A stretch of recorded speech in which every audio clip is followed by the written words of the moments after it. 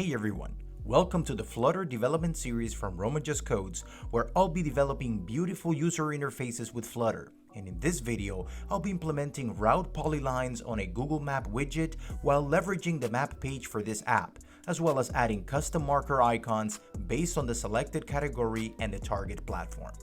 In this series, I've been building the UI for a fictional grocery and produce app, and for this episode, I'll be covering adding route polylines to our already added Google Maps widget, as well as creating custom icons for each of my categories.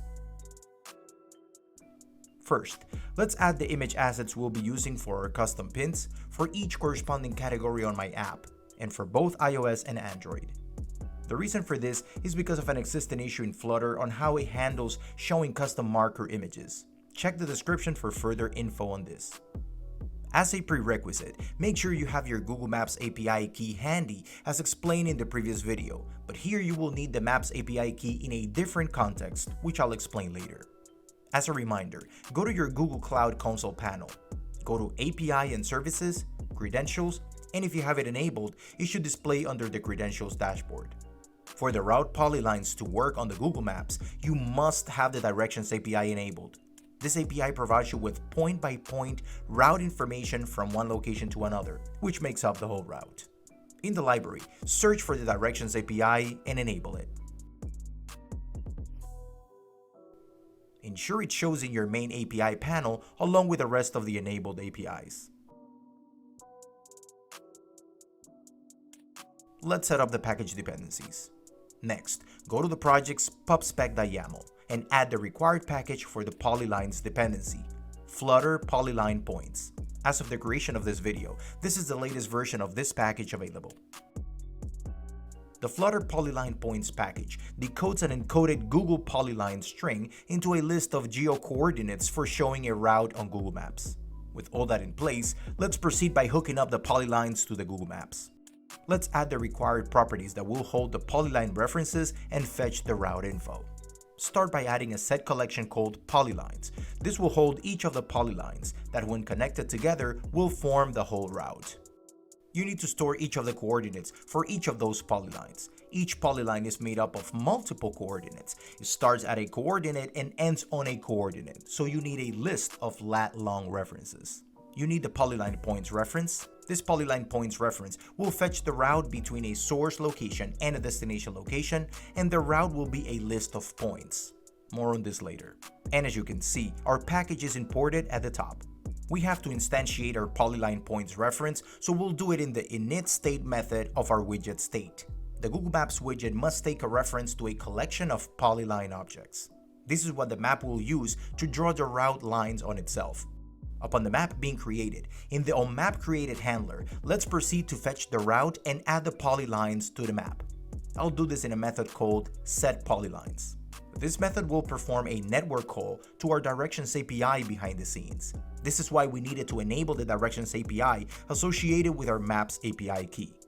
Perform a call to the Directions API via the polyline points reference to a method called getRouteBetweenCoordinates, capturing the result of type polylineResult. This method conveniently takes the Maps API key. Make sure to add your key here, as well as 2 point lat-long references, the source and the destination.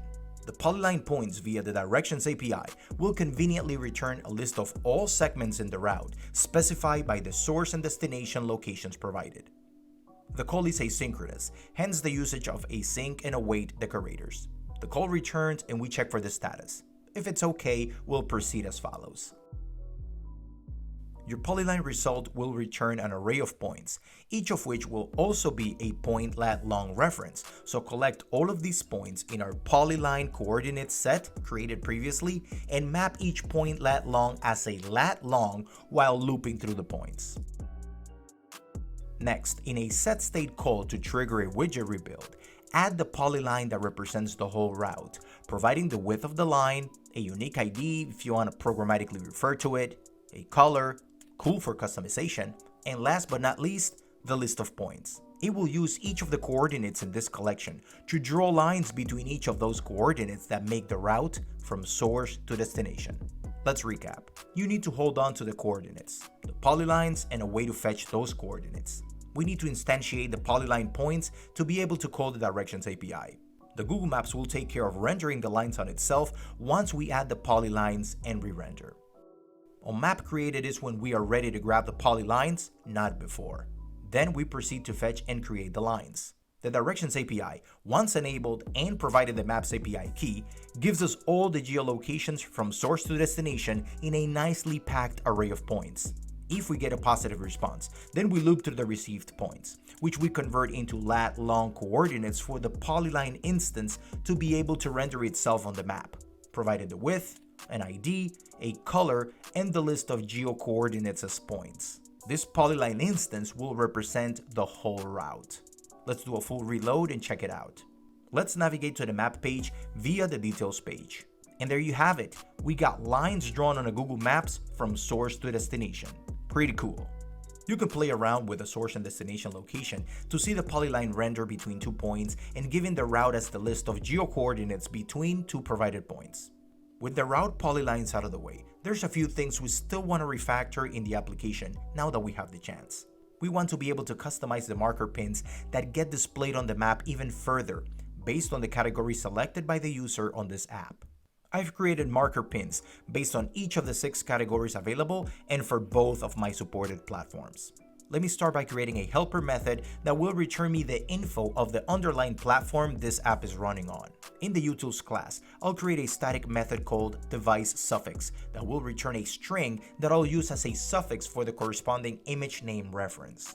For this, I'll need to pass the build context through which I'll extract the platform info out of the theme. I'll do a simple switch that will return me this info based on the platform I'm running the app on. Bring an empty string by default. I'll call this method wherever there's an available context.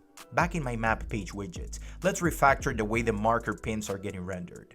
Instead of instantiating them up front, we'll do it right at build time, where I have access to the build context. I'll refactor this method to take the build context.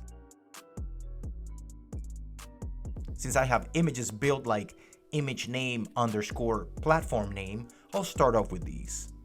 Interpolate the platform suffix information right on the image path name, like such. Do it for both source and destination.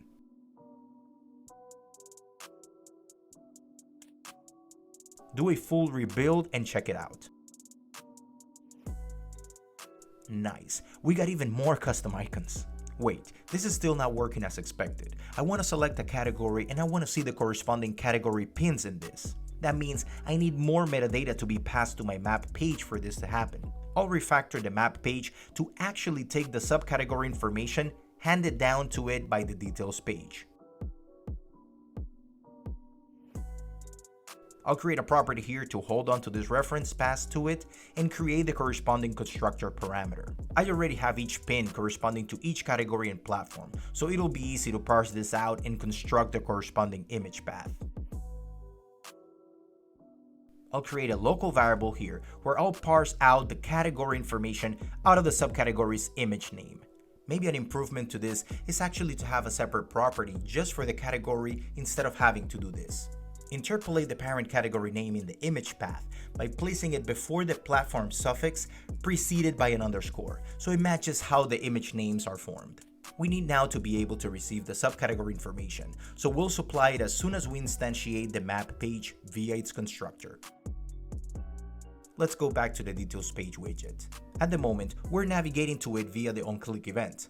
Pass the details page widget subcategory information to the map page widget via its constructor and provided argument. The subcategory makes its way into the map page, and we can do whatever we want with it, even passing it to other widgets. More on that in a minute. In later videos, instead of being passed down like this will be fetched via a decoupled state management strategy, so stay tuned for it. We'll capture the subcategory information, parse out the category info from the name, and form the corresponding image path given the category and platform info. And boom, we got custom pins, per category displaying on the map. Now that we have the subcategory information trickling down all the way to the map, it will be a breeze now changing the information on the MapBottomPill, which is still hard-coded for now. Let's take care of that by doing some light refactoring and modifying the MapBottomPill widget so it takes a subcategory model. I'll create a parameter also called subcategory and I'll just feed it into it. In the MapBottomPill widget, follow the same approach of creating a property to hold on to it and a constructor parameter. Replace any of the hard-coded stuff that now we can get as data via the provided subcategory object, such as the image, the color of the category, the icon being used, as well as the name of the subcategory.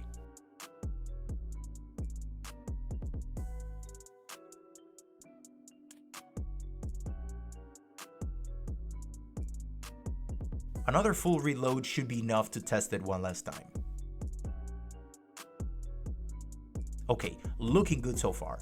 No noticeable changes on this page, but now let's go for the ultimate test. Let's select a different category. And there you go. In the MapBottomPill, you see the subcategory image, icon, and color, making this experience very unique and personalized based on the category selected. I'm loving how this app is taking shape. I may take some of your suggestions and truly make it into a full-blown real app and publish it, so we'll see. For now, I'm enjoying how much we've accomplished so far with a minimal amount of code, third-party packages, while delivering a nice-looking user experience in the process. In the next video, I think we're ready to start the next phase in this application as far as incorporating a bare minimum state management strategy into it, and even start bringing some elements into this application, such as authentication using a Google account, using Firebase authentication, so stay tuned for those videos. And with that, thanks for watching and all of you for your support. Don't forget to like and subscribe if you find this series useful. That's a great motivator to keep making these videos, so I hope to see you on the next one. Cheers! That's it for this video, so please stay tuned for more upcoming videos. Hit the subscribe button to stay updated, and please like this video if you found it useful. Thank you so much for watching.